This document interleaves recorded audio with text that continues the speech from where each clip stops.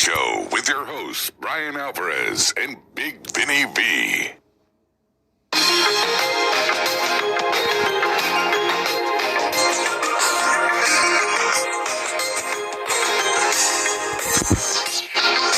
All right, everybody, it is the Brian and Vinny Show with Craig, May 5, 2020, figure4online.com/wrestlingobserver.com, the Cinco de Mayo you thought you'd never have.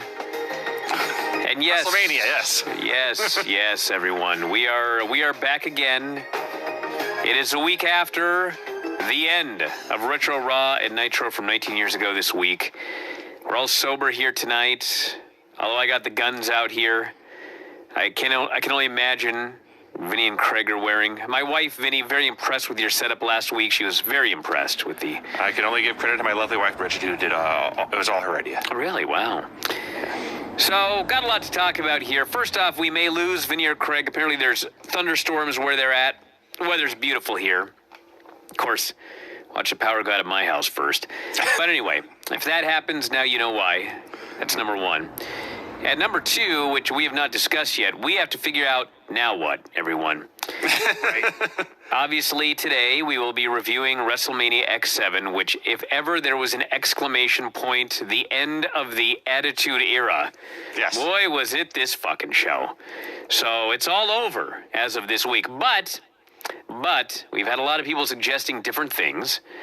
And I think the most obvious thing that people have suggested is that we watch The Invasion. Just keep watching Raw. Through the Survivor Series, okay? Now, a couple of things here that we have to discuss. So, obviously this Invasion goes through Survivor Series, but it does not just go on Raw. It's also on SmackDown. There's also the issue that we are no longer 19 years ago this week. We would have to double duty for like 4 or 5 weeks in order to catch up. I also do not want to watch Raw and SmackDown every Tuesday. That's the case. All right? So, this is my idea. I'll throw it out here. And if everybody wants to throw in your 2 cents on Twitter, on the board, etc., you're welcome to do so. I propose that we forget the whole 19 years ago, because it's just too hard. And what we do is next week on this show, we watch the Raw after WrestleMania. The following week, we watch that week's SmackDown. Then we alternate back to Raw and back to SmackDown. So everybody that loved the last journey, well, now you'll get a 16-month journey through the Invasion angle, only 1 show a week. And really the only thing you'll have to do is just like keep track of what you've been watching, which I will task Vinny with doing because he's very good at that. Vinny will alert Craig and I what show we're watching on each week. You can tweet it out. I'll tweet it out. Not that we need to. I think people can just on your WWE Network, the one that you watched last week will have a line on it. Let's watch the next one. There's a lot of things that don't work on the WWE Network, but one that works for me is when I load up a show, it brings up the next episode of whatever it was. Yeah, so that actually does work. Yes. So that'll give everybody 16 months worth of excitement. And for those of you that miss and will miss the WCW reviews, I mean, the fact of the matter is, I mean, this company turns into WCW like, tomorrow on Raw. And it's a fucking disaster. And I'm pretty sure that Vince Russo would have booked a better Invasion. So if you miss all of this WCW bullshit, I mean, you're going to get it again for the next 16 months. So I think that's a fair trade-off.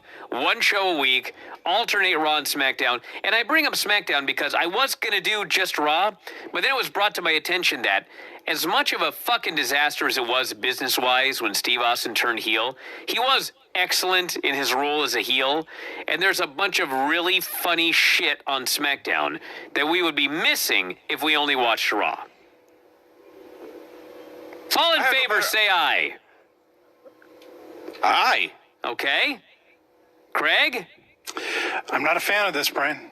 What do you want to watch? I say we just jump 2 weeks ahead and start watching SmackDown all the way through. And no Raw? No Raw. Not too bad. You're overruled. Me and Vinny chose both. I didn't. What? No. What I does mean, matter? come on, listen. Did you see all the feedback we got when Retro Raw Nitro ended? These people want to go on another journey with us, and we may as well make it an extended journey and cover both of those shows as opposed to just ending it. And quite frankly, honestly, we should throw the pay-per-views in there as well, because the Invasion pay-per-view is coming up here soon, which, you know, was the all-time biggest show and would have been twice as big if they would have actually signed Goldberg and Flair and Hogan and Hall and Nash and all the big stars. But this fucking idiot was too dumb to do that or too cheap. So And then later did anyway. yeah, that's the point. He did anyway. I think we should just cover all of this until the end. All right, that's the plan.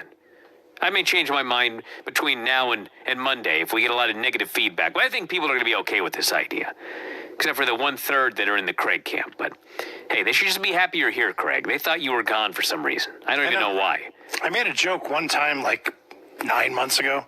Jesus fuck, I just went to all the expense of getting you a remote setup in the middle of COVID, and they thought it was for one goddamn show. Come on, people. Let's think. All right, let's do this show. So today we watched WWF WrestleMania X7, April 1st, 2001, the end of the golden age of the Attitude Era. God damn, it was the end of pro wrestling. Really, I did it right. I put it at the end of my notes, but thus ends the second to golden age of professional wrestling. Yes, and we've other not come anywhere historians- near the next one. No. 19 Other years we've been historians waiting argue for another boom period. how many golden ages there have been. But so this begins the video package. It starts with some serious, heavy-duty weaving into the American fabric of the video, and there's farmers and inner city folk, and they're all over the country gathering around watching classic WrestleMania matches, and Hogan slamming Andre, and Warrior and Hogan. And then we see people in Toronto, in the middle of the night, of course, in Tokyo, in the middle of the night, of course, because it's in Japan, and they're all glorying in Yokozuna's triumphant win over Bret Hart. Yeah. What about the And then it Polynesian just gets Islands? bizarre. We get, in approximately this order, clowns watching the TV at their front porch. There's a woman at a funeral who is watching WrestleMania apparently on a handheld television with an antenna. Because this was 2001, there was no such thing as Wi-Fi in the WWE network. Well, forget Wi-Fi. I mean, And in she's the out on last the shot, fucking... I'm not making this up. Can you hear me? There's African tribespeople dancing under a tree and apparently watching WrestleMania, although I didn't even see a television in that one. Hey, what testing. the hell was this? Testing. Can you hear me, Vinny? Craig, can Paul you hear me? notes this is his first WrestleMania ever. Brian, I can hear you just fine. Okay, Craig, Vinny, can you Hi, hear Lon. anything? Yes. Vinny, can you hear me? Plug your headphones in, Where bro. did we go? Now can you hear me? What the hell's going on? Look at this, everybody. Vinny. Hello, Vinny. All right, look at this guy. All right, stand by, everybody. All right, we're back here. Vinny can now hear everybody again. He has been roundly chastised for talking all over myself and Craig. We don't care if you can't hear us, Vinny. Don't talk over us. You understand? Sorry, sir. Yeah, so now what I was saying was, this woman is on her front porch, and she's got this wacky television. The bigger issue is, how'd she get pay-per-view on her front porch on that little television? I don't know. That's my question. I have a further question. There was a young couple in the back of a sedan Yes. with a box TV set up on the dash, and somehow they were also able to watch WrestleMania. That sounds like a Meatloaf song. That sounds like somebody went really back in does. time and hooked him up with the WWE Network. Yes. I'd have been more into this by the Americana dashboard lights. package if I hadn't just seen Hulk Hogan's Real American package. That was better. This paled in comparison. So we go to the Houston Astrodome, and there's pyro and lights and this big giant ass crowd, and Paul Heyman talking about how happy he is to be at WrestleMania for the very first time. And I'm gonna make a red hot take here, everyone. You ready? Wrestling is better with lots and lots of fans. No shit. Yes. It really, really is. God, I recommend that as soon as it's safe, we get fans back into wrestling. I watched this, obviously, live at the time, but I haven't watched a WrestleMania on television. I guess there was one I didn't go to from 2006 on. But, you know, I don't watch WrestleMania on TV. I go to the show. So it was bizarre to see so fucking, not just people in the building, not just a hot crowd, but so goddamn many of them. Yes. It's like, wow, that's a lot of people that were there in that building. We open with Chris Jericho versus William Regal for the IC title. Very good match. They had a very good opener. I like very basic too. Regal just beat him up for a while. Jericho made his comeback and won. Regal did a bunch of suplexes in this match with varying degrees of success. He is not Brock Lesnar, but he did a cool suplex where he does like the Greco-Roman knuckle grip and hyperextends the arm but flips the guy over. That was cool. He tried a throwing back suplex that almost dropped Jericho on his head. That was not as cool. And then they traded submissions, and Jericho made his comeback, and suddenly, just as things are about to get going, he hits a Cabrata and wins. Yeah, they had a double underhook superplex off the top, That too, yes. which I could not even believe, which got way less of a pop than I expected it to. And at first I thought, well, it's a goddamn big building, and you won't be able to hear the people as well as you would in a smaller building. But then I watched the main event, and I was wrong. So I don't know why they didn't pop for this move here. But yeah, they were just doing a match, and then all of a sudden, Jericho hit the line salt, got the pin. It was out of nowhere. It was rushed. It was abrupt, and it was weird. And they had a longer, this was a 4-hour show, so they had more time than they normally did. But for whatever reason, they just had to get some of these matches over with quicker, which is too bad. Jericho was very excited. He came out of House of Fire and was just doing moves a million miles a minute. And then he went to hit a Pescado and overshot Regal and just killed himself on the That floor did happen. below. And then Regal bumped anyway. Yes. Jericho was a little overexcited, I think. But it was a good pay-per-view opener, and the key here is that it's the opener of a 4-hour show. They didn't need to do 17 near falls and reversals. Comeback, finisher, win, the end. A limo arrives. The camera zooms in on the license plate, which reads WCW1, causing Paul Heyman to say, "Oh, I'm real happy about that." And because the camera was zoomed on the license plate, we apparently missed Shane McMahon stepping out of the limo. Because when I watched it the first time, I thought Shane had just walked into the building on his own, and then like a limo passed him. But no, apparently Shane got out of the limo, which makes more sense. Of course, it's his limo. He's bought this company, they claim. The Acolytes and Jackie are playing poker, and then the poker game is interrupted because the future JBL cuts the best promo of his whole career. Because it's about the glory and the honor and the legacy of Texas sports. And this is a subject matter near and dear to Bradshaw's heart.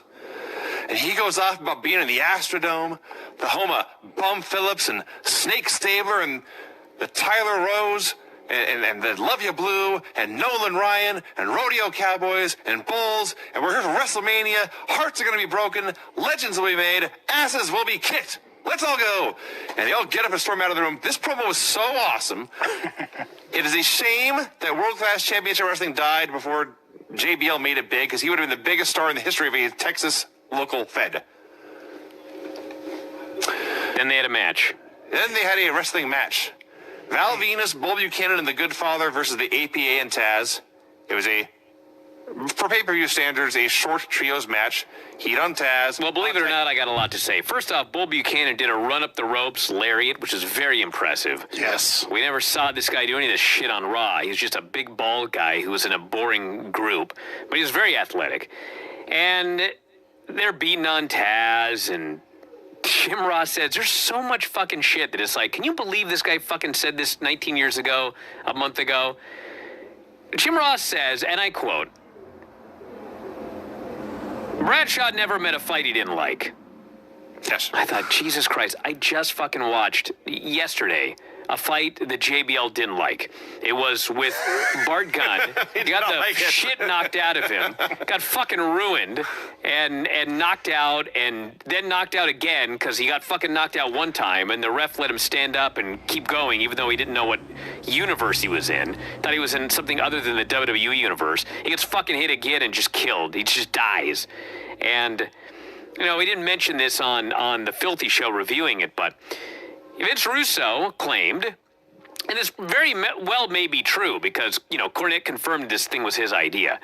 His claim is that I wanted the Brawl for All because I thought that JBL was a big prick with a big mouth and I want to see someone knock him out. Now, this is your fucking booker, one of them, and this fucking disaster where you killed half your roster and injured all these guys, and it was just a fucking disaster that ends up on Dark Side of the Ring 20 years later. I mean, Jesus Christ. But JBL did get knocked out. And so if you're not a fan of JBL, then, this is a fun thing to watch, I guess. But the problem is that then he had to overcompensate for the rest of his goddamn career. And guys like the Blue Meanie and I'm sure dozens of others, they were humiliated in the back. They were beaten up in the ring. And the funniest thing about all of this was he's in the ring here with RTC. And you know who happens to be in Right to Censor? Well, this big, strong, badass motherfucker named the Good Father, who in Brawl for All beat the shit out of a lot of guys. And it comes down to Bradshaw and the Good Father in the ring. And man, that Bradshaw hit him with the nicest lariat you ever saw.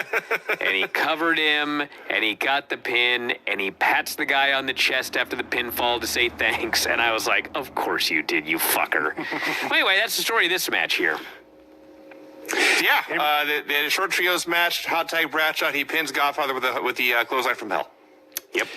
Anybody thought it was ridiculous that Taz was suplexing Bull Buchanan, the biggest man in the Hey, match? he got him up, actually. dude. He got him up. I believe Taz could suplex Bull Buchanan. He's short, but Yes. he's wide, and he's got a low center of gravity. Low center of gravity, wide base, explosive hips. Built I mean, for this throwing thing. Brock Lesnar suplexed the Big Show, and that looks totally believable.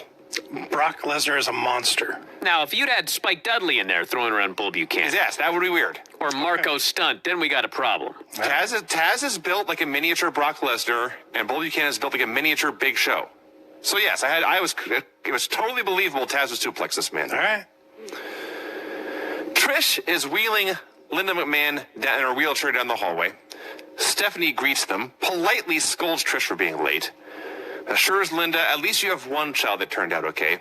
She shows off her new jumpsuit, which says, I believe, Daddy's little girl in the back. And Daddy's girl. And after Daddy kicks Shane's butt, we'll need champagne and strawberries, Trish, and make sure you crack the ice by hand. This was pre-coronavirus. Clearly. There's gonna be a lot of ice cracking with your bare hands in the next month or so. Which, honestly, I'm fine with, virus or no. Yeah. I'm fine with machine cracked ice. Nothing wrong with that. Raven versus Big Show versus Kane. What's funny is I was really fixing to hate this, but Yes. by the end it was really enjoyable. It was funny that, it's a three-way, but it's all about the Big Show and Kane, and Raven's Yes. just the annoying guy that keeps doing stuff and get beaten up. Yes. And so I'm watching this match and I'm thinking, well, I mean, it's patently obvious what's going to happen. Like, it's all about the Big Show and Kane. Raven's just this third wheel. But of course, Big Show and Kane are going to cost each other the match and Raven's going to win. Wrong! I was totally wrong. They fought all over the place. Yeah. Well, it's funny. Raven comes out. He's Raven. And it's funny. Raven had himself a very nice career. He's a big star in ECW, high-profile arrival in WCW, worked several years in WWE. A lot of guys have done a lot worse than Raven. But this wacky three-way is probably the highest profile match of his career when you think about it. Probably. Kind of amazing.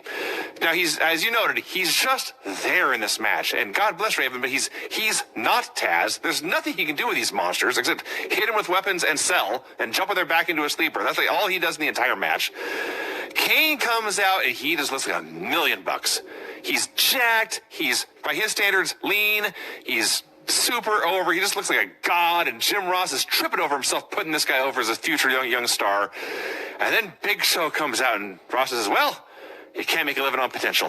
He made it abundantly clear the purpose of this match is to get Kane over.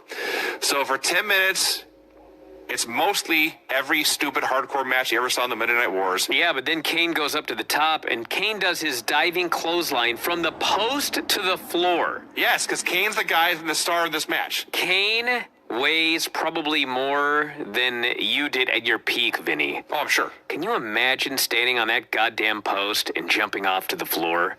No. What's amazing is, there's no way that this guy should be doing something like that. But you think about the rest of his career, and what a fucking durable guy. Oh, yeah. Absolutely. He never missed a ton of time for serious injuries over and over again. He was mobile all the way up until the end. Now he's a fucking mayor. Yeah.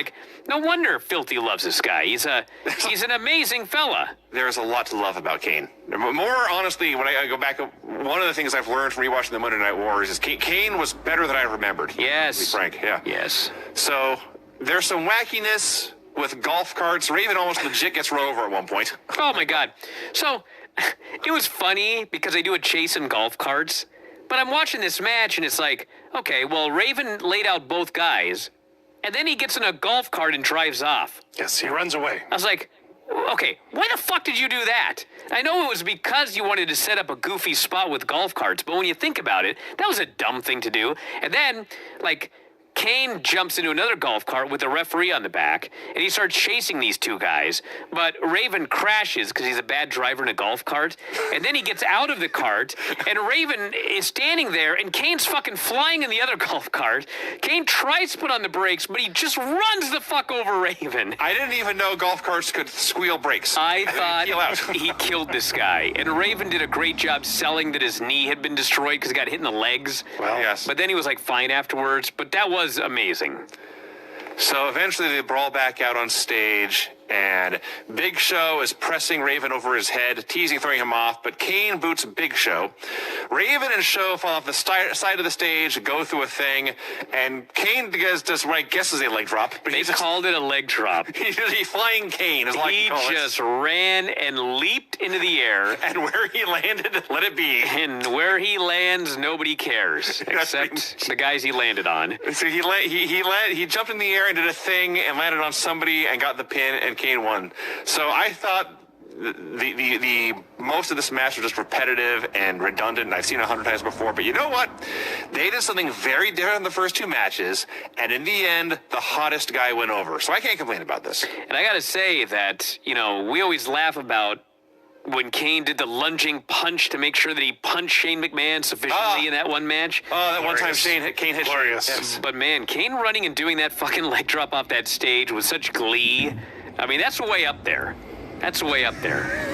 I loved it. You guys glossed over the part where Raven got thrown through a window at some Yes. point, and I thought it was fake until he came up bleeding all over the back and his shoulders and whatnot. The golf cart scene was spectacular. If it only had the Benny Hill music playing as they were That would driving have away. helped. Yes, that would have helped. So, by the way, in Raven's defense, I too would probably crash a golf cart if the Big Show was on the back throwing off. He outweighs the cart. That's fair. Probably makes it hard to drive. Angle's in the back watching a tape of himself tap to Benoit over and over again.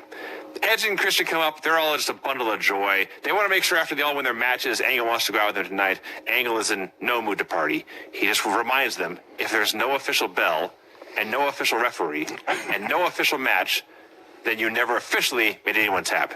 And they can tell Kurt is not in the mood for fun and games and leave him alone. Jimmy Snuka, of all people, is at WWF New York. This aged poorly. Yeah. I'll say.